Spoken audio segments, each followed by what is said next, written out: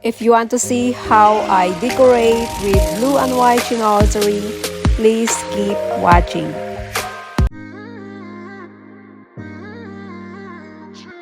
Hey guys, welcome back to my channel. My name is Glamour Ellen, and if you're new here, welcome to my channel. If you're a returning subscriber, welcome back. In today's video, I am going to clean and decorate with me our family room or great room. In this video, you will see a lot of my collection of Blue and White Chinoiserie Decor. Some of them are gift to me from my friend and some are thrifted finds. The styling ideas, it is mixed with vintage, glam, modern, or we can say it as glam and eclectic. Alright everyone, first item is this lamp right here. I got this one on clearance at home 2 years ago. I love the detail of this lamp because it mixed with glam and modern style. My pagoda lamp right here, I thrifted this and I'm really lucky to find this one at Goodwill and very reasonable price. My Chinese figurines right here, it was a gift from my dear friend Sandy when she visited me here last year from Texas. Thank you sis for this beautiful Chinoiserie decor. I am featuring her decor here and also that photo right here came from her. It's been a while that I have not cleaned my couch right here and I believe the last time that I cleaned this is during winter, but I did not show it in my video. So today I decided to vacuum this couch right here. I hardly do this in my video, but well, I am doing the clean and decorate with me, so you will see me doing some cleaning here. My cordless vacuum right here, I highly recommend this if you are looking for a very light vacuum but it can clean really good. I did a collaboration with Backlife last year and I have some giveaway with this and I believe the winner is my friend Melcha O'Hara. I will leave the link in my description box if you want to check out this cordless vacuum.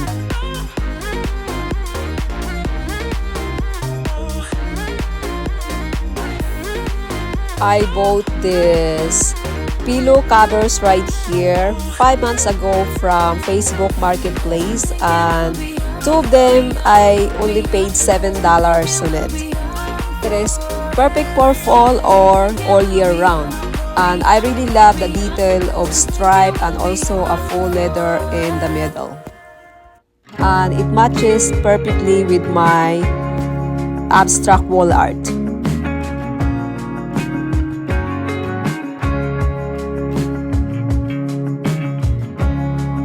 My black faux leather tray came from at home, so I am using what I already had. Ginger jar came from Home Goods, and this candle holder right here, I thrifted it.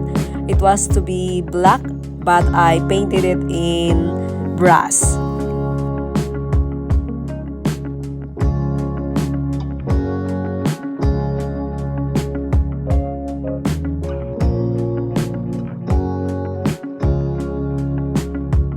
My crystal decor right here came from Home Goods last year and I wasn't able to style it because I don't know where I put it.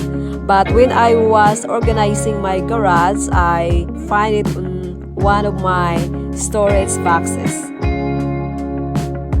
This piece right here, it was a log holder, but I am using this one as a magazine rack. So I put that in the bottom of my accent table and stuck up all my magazines came from our house and Restoration Hardware.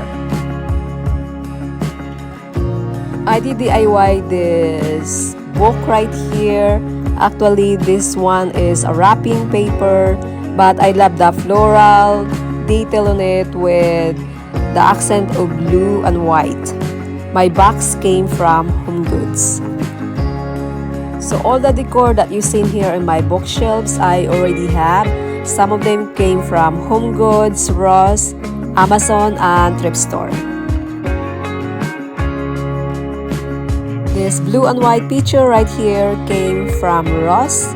This other blue and white right here is thrifted. White vase from Home Goods. Another one blue and white right here is thrifted, and the white vase from H&M. Pillow covers from Amazon.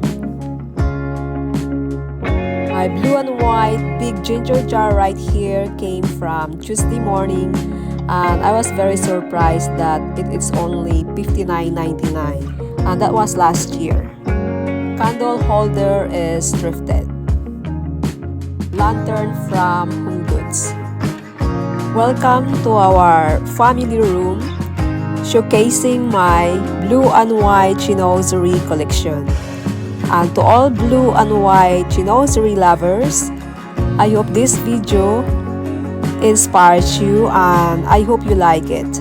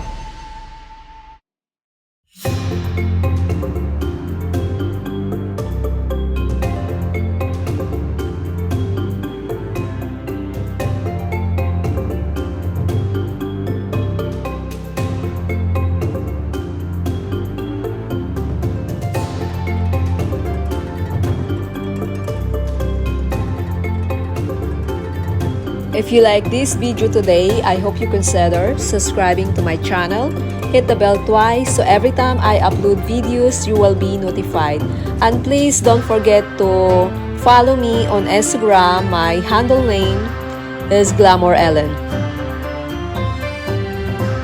And stay tuned on my next video. It will be a trip with me plus huge haul. So my trip with me video, it will be collective hauls, and I might probably do some giveaway in there.